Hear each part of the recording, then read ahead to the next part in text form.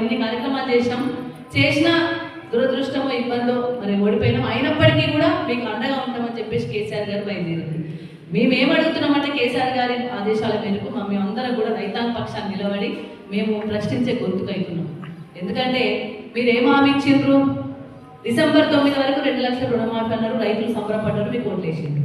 2 లక్షలు అయినాయి కదా అని మీరు ఇచ్చిన మాటనే కదా. మీరు ఇచ్చిండ్రు తెచ్చుకొని డిసెంబర్ 9 నేను ఇస్తున్నా అయిపోతుంది అన్నారు. ఏమైపోయింది? డిసెంబర్ 9 పోయి 3 నెలలు దాటింది, అయినా ఇప్పటివరకు ఒక పైసా వల్లే. రైతు బంధు విషయానికి వస్తేనైతే ఎకరం అనుకుంటే 3 ఎకరాల వరకు 4 ఎకరాల వరకు వేసిండ్రు, చేతులు ఎత్తేసిండ్రు. మరి అదేవిధంగా మొన్న పంటకు బోనస్ ఇస్తారని సంబరపడ్డారు.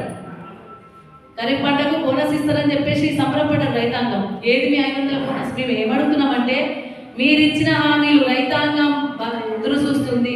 మీరు ఇచ్చిన హామీలే నిలబెట్టుకోలేకపోతున్నారు. బోనస్ ఇవ్వండి. మొన్న ఖరీఫ్కి ఇవ్వలే, వానకాలం పంటకి ఎండాకాలం పంట వచ్చింది, ఇప్పుడు ఇవ్వండి బోనస్. ఒకరు ఇస్తామంటారు, ఒకరు ఇవ్వమంటారు. ఒకరు పంట నష్టపరిహారం ఇస్తామంటారు, ఒకరు ఇవ్వమంటారు.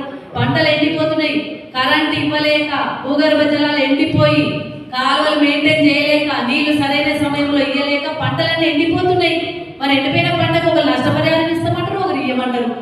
కరెక్ట్గా చెప్పండి. మళ్ళీ ఇంకోటి మాట్లాడుతున్నారు. రేవంత్ రెడ్డి గారు ఏం మాట్లాడుతున్నారు? ఈ ఎంపీ ఎన్నికలు వచ్చినాయి కాబట్టి ఇది రెఫరెండం, నా 100 రోజుల పరిపాలనకు రెఫరెండం అంటున్నారు. ఇది మరి రెఫరెండం అంటే మీ బోనస్ ఏది? అంటే ప్రజలు కూడా దయచేసి ఆలోచించాలి, రైతాంగం ఆలోచించాలి. ఏం మాట్లాడుతుంది కాంగ్రెస్ పార్టీ అంటే ఎంపీ ఎన్నికలలో ఓట్లేయింది, మేము మంచి పరిపాలన చేస్తున్నాం అంటున్నారు. ఏం చేసిండ్రు? రుణమాఫీ జరిగిందా? రుణమాఫీ జరిగితే 2 లక్షల రుణమాఫీ జరిగితే ఓట్లేయండి వాళ్ళకు. అదేవిధంగా 500 బోనస్ ఇచ్చిందా? బోనస్ ఇస్తే ఓట్లేయండి వాళ్ళకు.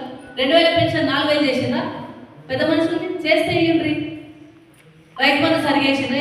కరెంటు సరిగిస్తుండ్రా? ఏది చేయలేదు. ఏది చేయకుండా రైతాంగాన్ని ఇబ్బంది పెట్టి కేసీఆర్ పాలనలో 10 సంవత్సరాల్లో రైతు సంతోషంగా ఉన్నాడు, రైతు సుభిక్షంగా ఉన్నాడు.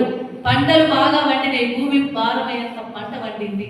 పంట కొని పైసలు రైతాంగానికి ఖాతాలో వేసినాం.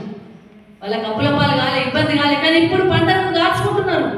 పంట ఎండిపోయి ఏం చేయాలో అర్థం కాక, పెట్టుబడి వెళ్ళక, పెట్టుబడి రాక, కరెంటు లేక, నీళ్లు లేక కోసపడుతూ ఇబ్బందికరమైన పరిస్థితులు రైతాంగం ఉంది. ఆదుకోమంటున్నాం. ఆదుకోండి. మీరే కదా హామీ ఇచ్చిండ్రు, భరోసా ఇచ్చిండ్రు, ఎన్నికల కోసం ఇచ్చిండ్రా? మరి ఎంపీ ఎలక్షన్లలో మీకు ఓటెందుకు వేయాలి?